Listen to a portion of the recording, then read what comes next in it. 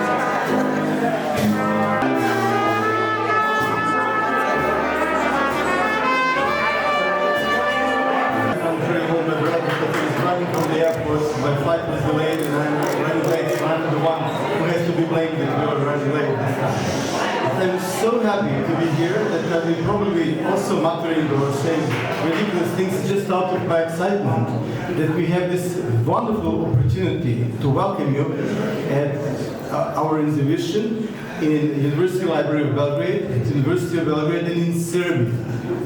At this very moment, all of us, both Serbs and our foreign guests and our friends from abroad, we are all guests of an old traditional Serbia who at one very particular moment in history had something to do and was capable to show its best, absolutely best side.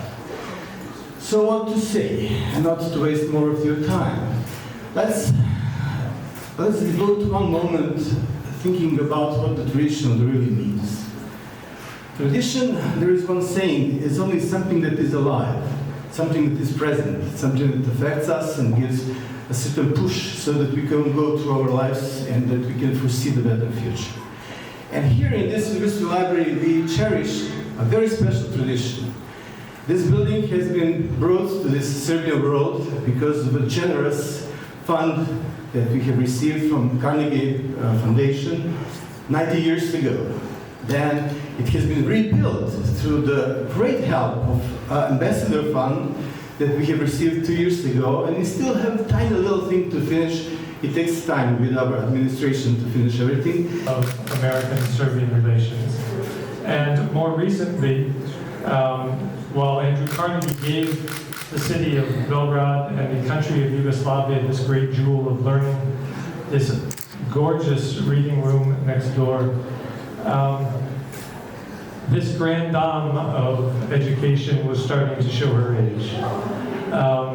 And we were very proud in the American Embassy through the Ambassador's Cultural Fund to be able to contribute to a bit of a facelift for this old lady, to help in rebuilding the roof, to help in improving the facade, not just because it makes this building more beautiful, which it does, but also because it protects the cultural heritage which is stored inside this building. And we're very proud of that opportunity, and I want to thank you for all the cooperation that we've had over the years. But we're here today to open up this wonderful exhibit about Operation Halyard.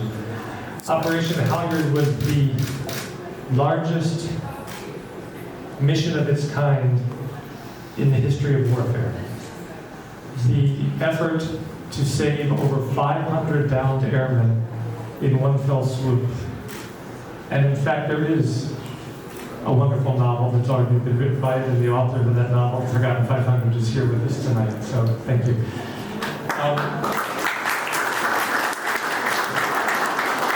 for anyone who has not read the book, I recommend that whether you read it in English or in Serbian, because it's available in both languages in the bookstores here in Serbia. But this mission came from the history of World War II, where we were allies standing shoulder to shoulder against a common foe. The Serbian people were bearing the brunt of the Nazi occupation. But Allied airmen from not only the United States, but from Canada, from Italy, from France, from Poland, from Great Britain, flew missions to attack the Nazi oil fields in Ploesti in Romania, which were the heart of the military machine, Adolf Hitler. We're here to talk about a specific event, but that heritage and history has a very human face. And so that is what I'd like to talk about just for a moment. Among you all, and this is an amazing crowd, thank you all for being here this evening. There's a number of family members that have honored us with their presence this year, have come a long way from the United States to join us. So members of the families of the airmen that the ambassador spoke of, that were rescued. And I'd like to ask a question. Gary, have you met Barbara yet? Not yet. So let me start with this story. So on a B-24, Gary's father, Robert Cole, was the co-pilot, and Barbara's father, Charles Davis, was the navigator.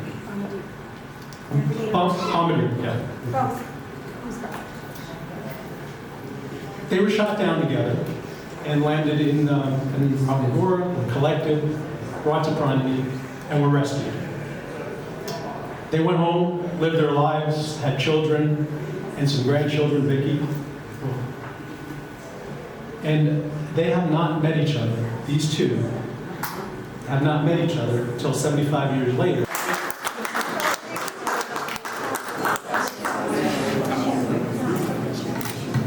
So if I could take just a minute, I want to show you a video. This is actually a